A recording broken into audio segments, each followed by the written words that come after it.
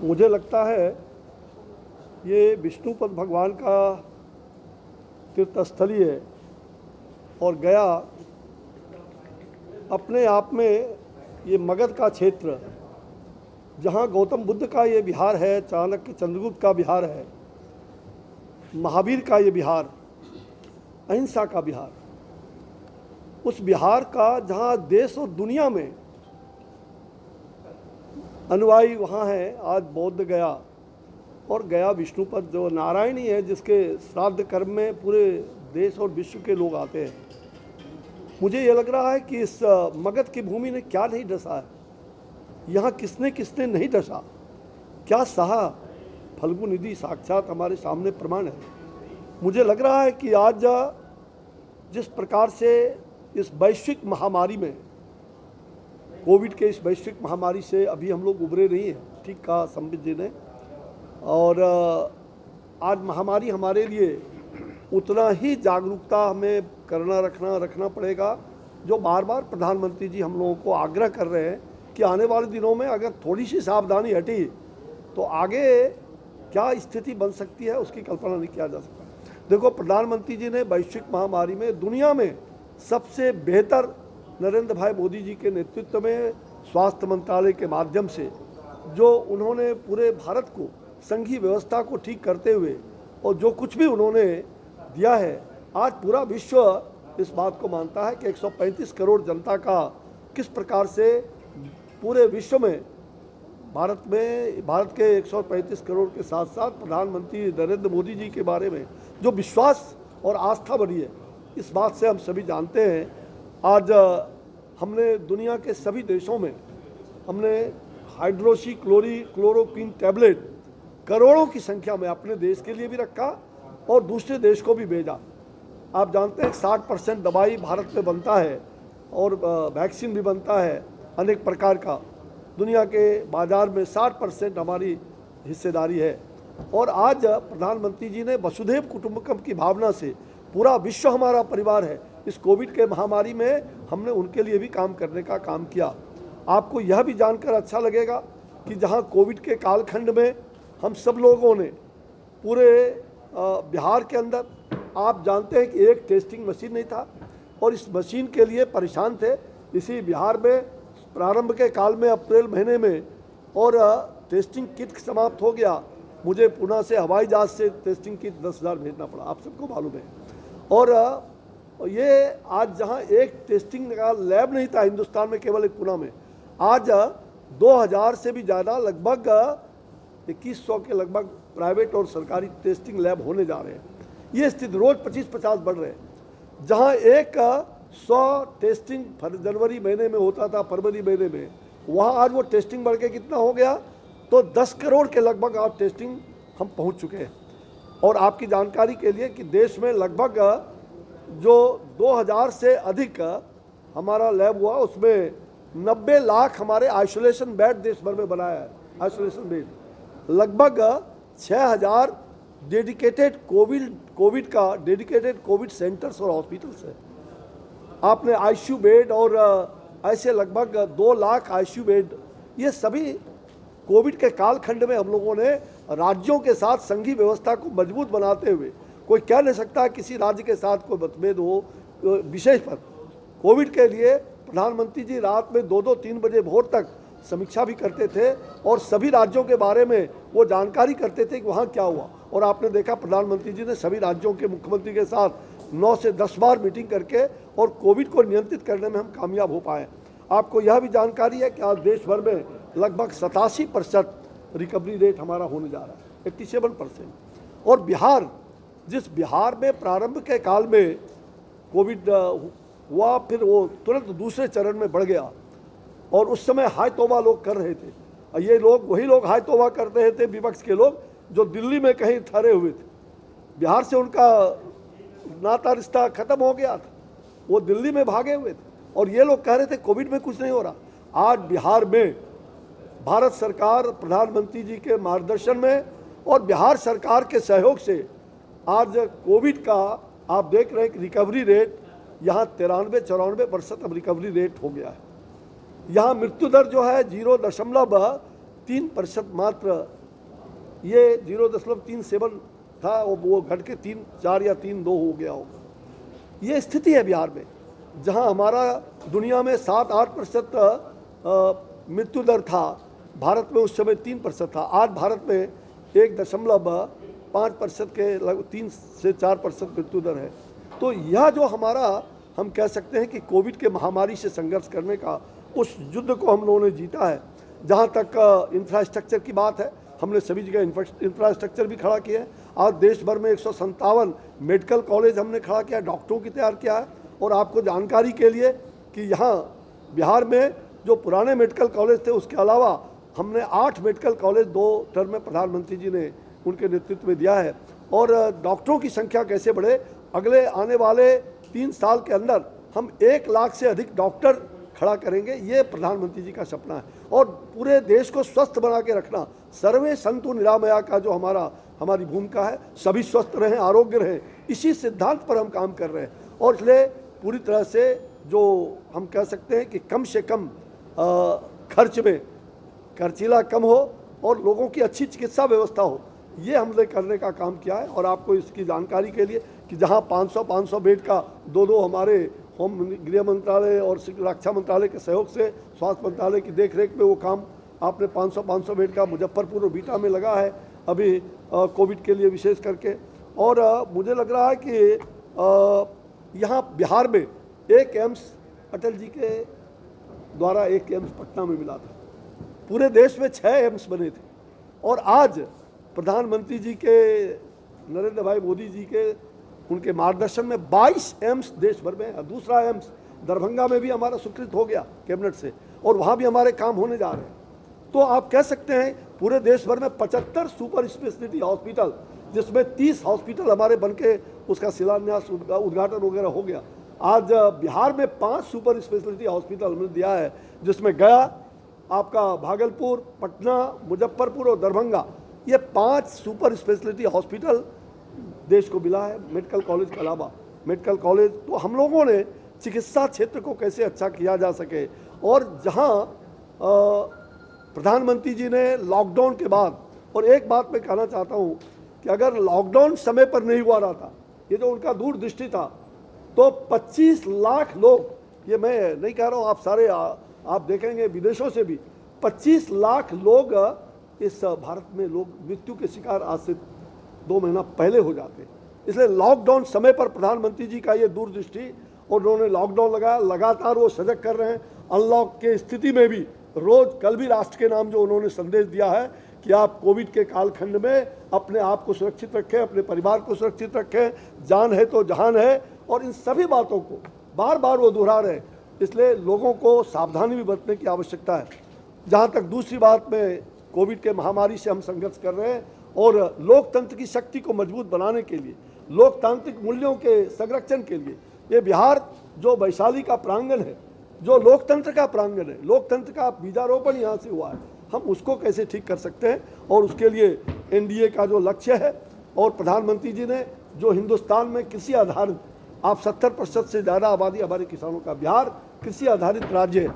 और इसलिए किसानों के लिए सबसे बड़ा काम भारत सरकार ने अभी विधेयक पास करके जो काम किया है, आपकी जानकारी के लिए, कि एक बाजार एक देश, वो उसका सपना, किसान भाइयों का सपना पूरा हो रहा है।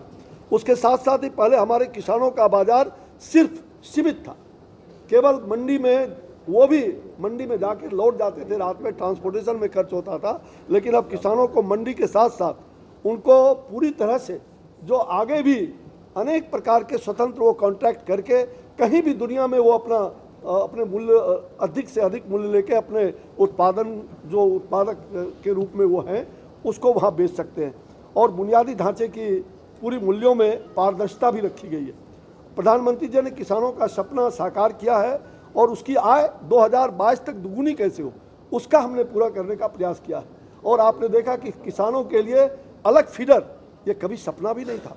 18,000 गाँव में जहाँ प्रधानमंत्री जी का सपना था कि कोई गाँव 2020 तक, हमने पूरी तरह से 2018 तक हमने बिजली के सुसज्जित करेंगे, वो काम हमने करके दिखाया। और बिहार सरकार ने बखूबी हजारों गाँवों में जहाँ बिजली नहीं था, तार नहीं थे, आज घरों में बिजली पहुंचाने का काम किया। जिस बिहार में लाठियां चलती थी, हम लोग कितने बार जेल सेल और लाठियां खाते रहे, आपको मालूम है, चाहे गया में हो, भागलपुर में हो, पटना में हो। और बिजली की लड़ाई बिजली मुद्दा होता था, आज चुनाव में बिजली मुद्दा नहीं है। हम बिजली संकट से घर घर में 18 घंटा, 20 घंटा, 22 घंटा बिजली आज चल रही है, ये सबसे बड़ी बात है। और आज आपने देखा कि गाँव को किस प्रकार से प्रधानमंत्री जी के दिशा निर्देश में हमने पूरे गाँव को आज इंटरनेट से जोड़ने का प्रयास किया। आज हमने त्वरित गति से देश कैसे आगे बढ़ रहा है, और बिहार में भी हम इंटरनेट से जोड़ करके गांव-गांव को आज हाईफाई और इंटरनेट की अच्छी व्यवस्था हम करने जा रहे हैं। मुझे लग रहा है कि हाल में ही प्रधानमंत्री जी ने, आपको याद होगा, 60,000 करोड़ की योजना, अभी 1-2 सप्ताह पहले 60,000 करोड़ की योजना उन्होंने उसका शिलान्यास और उद्घाटन किया।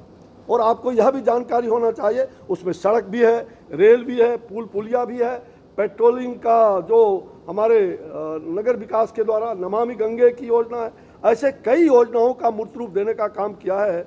और आपको यह जानकारी के लिए, जब बिहार में देश आज़ाद हुआ था, केवल एक राजेंद्र पुल था, आज 13 पुल इस प्रकार से हमारे प्रस्तावित बन भी रहे हैं। गंगा के अंदर, माँ गंगा के अंदर पुल, ये जो NH का सड़क 57,000 करोड़ रुपया, जब 1,25,000 करोड़ का पैकेज प्रधानमंत्री जी ने आरा के मैदान में 2015 में घोषित किया था, लोग कह रहे थे ये तो बेकार है, ये केवल डबोर संख्या है। लेकिन प्रधानमंत्री के प्रति जो विश्वास है, 1,25,000 करोड़ की एक एक योजना, कोई कह नहीं सकता है। उन सभी योजनाओं को बिहार के जमीन पर उतारने का काम किया गया, ये सबसे बड़ी बात है। समय पर किया, 5 साल के अंदर कर दिया, ये एक बहुत बड़ी बात है।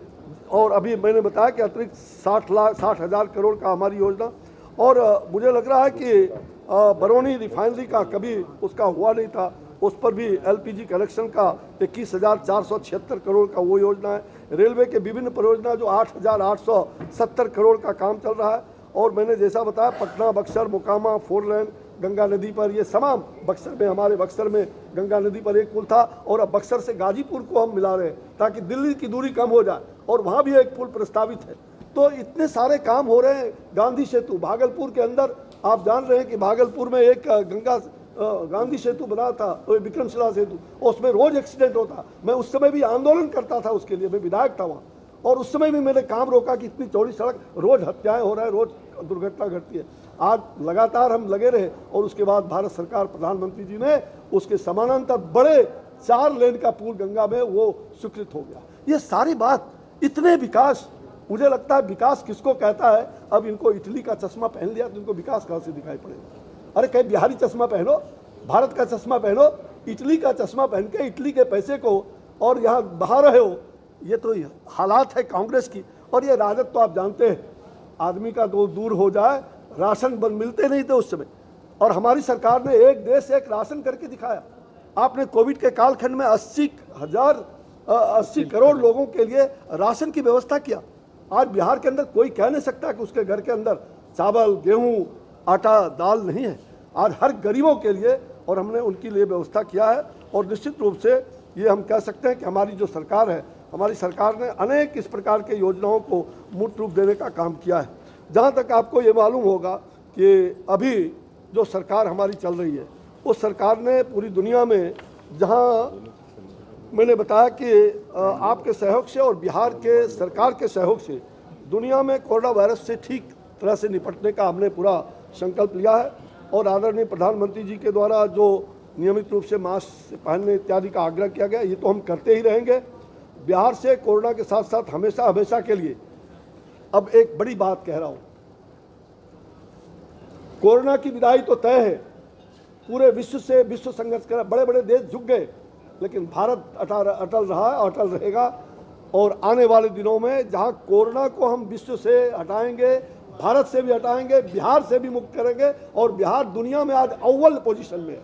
ये सबसे बड़ी बात है। केंद्र सरकार के भरपूर सहयोग और बिहार सरकार के और सभी राज्यों के साथ हमने सहयोग किया। और आपको जानकारी के लिए कि आने वाले दिनों में ये राजद और कांग्रेस, कोरोना से मुक्त होना है, और राजद और कांग्रेस जैसे जो बीमारी है, ये मैं एक पार्टी नहीं कहता हूँ, ये एक बीमारी है।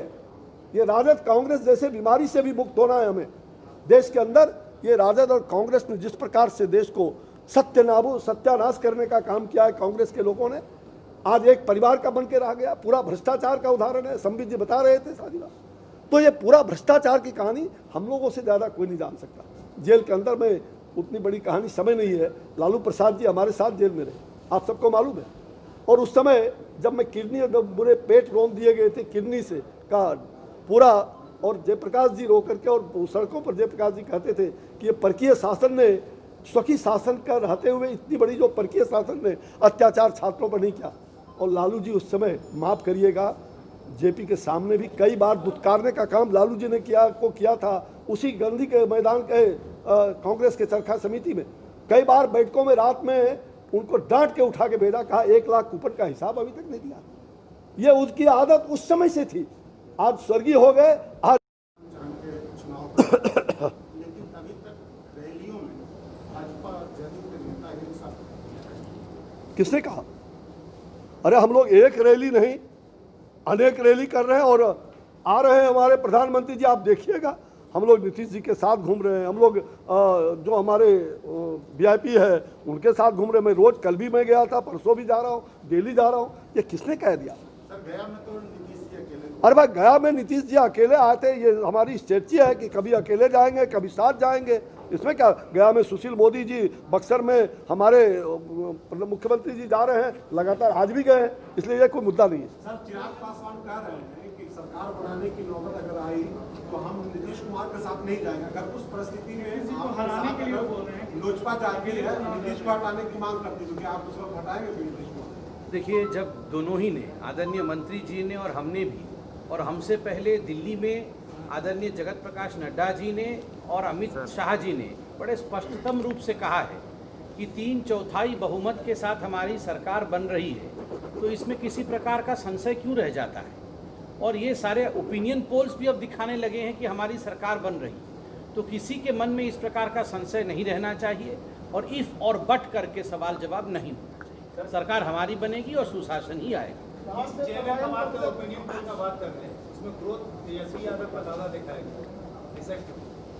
कौन सा ग्रोथ दिखाया गया? ना, उसमें दिखाया गया भ्रष्टाचार का बहुत ग्रोथ हुआ है उनके फैमिली के नीचे।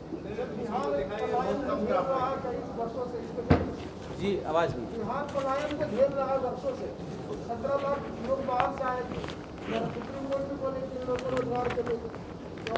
देखिए, इसमें आदरणीय अमित शाह जी ने अभी कुछ दिनों पहले एक बहुत महत्वपूर्ण इंटरव्यू में अच्छी बात बताई। उन्होंने बोला कि अगर बिहार में 25 साल के बाद एक समतल भूमि हमें मिला होता तो उसके ऊपर अट्टालिका खड़ा करना बहुत आसान होता। एक बहुत बड़े गड्ढे को हमें दिया गया तो स्वाभाविक रूप से गड्ढे को भरना और उसके बाद उसके ऊपर अट्टालिका खड़ा करना, ये प्रक्रिया जारी है। गड्ढा भर करके बिल्डिंग बनाने का, इंफ्रास्ट्रक्चर बनाने का काम आरंभ हो गया है। यथाशीघ्र आप देखिएगा सुशासन अपने चरम पर होगा। कम से कम गड्ढा भर तो गया है, ये अपने आप में बहुत बड़ी बात है। किडनैपिंग आए दिन होता था, किस प्रकार से हत्याओं का सिलसिला चलता था, किस प्रकार भ्रष्टाचार की बोलबाला था, वो सारा समाप्त हुआ है। अब हम विकास की ओर बढ़ रहे हैं। बहुत बहुत धन्यवाद। मुझे लगता है 2 जगह और हमारे अभी प्रेस कॉन्फ्रेंस है, आप ही लोग रहेंगे वहाँ पर भी। वहाँ आपका भाई सवाल पूछेंगे, जवाब क्या जी? कौन कहा आपको?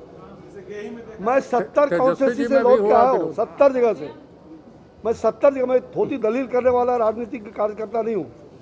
ये जिसने भी प्रचार दुष्प्रचार किया है उनको पूरी तरह से उनके गले में ही हड्डी होगा, काम करेगा, और वैसे लोगों के दांत टूट जाएंगे, दांत झड़ जाएगा, लूज मोशन होना शुरू हो गया है। और आगे आप चिंता मत करिए। चलिए।